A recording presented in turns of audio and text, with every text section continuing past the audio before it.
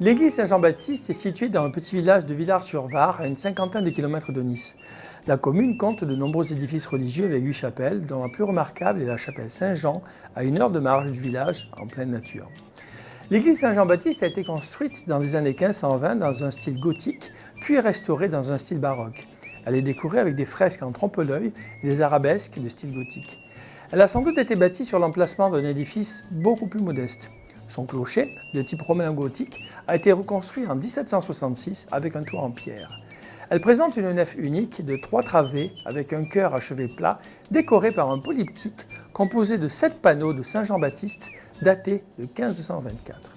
À gauche du chevet se trouve le retable de l'Annonciation réalisé autour de 1515 et découvert dans l'ancienne chapelle des Pénitents blancs.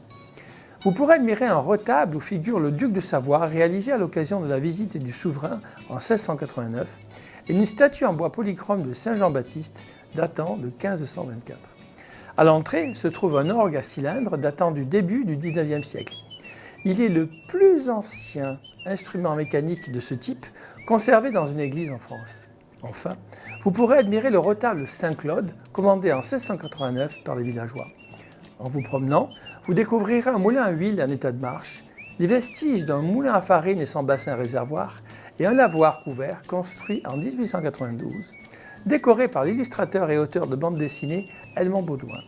Dans le village se trouve une fenêtre qui est un des éléments conservés de la maison des Templiers appelée la Castre, avec un corbeau ouvragé sur la façade, un escalier intérieur et un souterrain servant de silo à blé.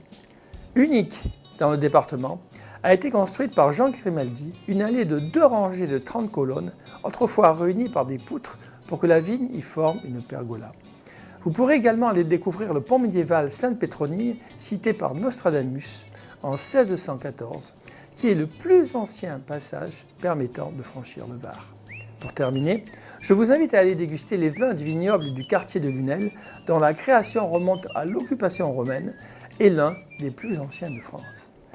Bonne découverte!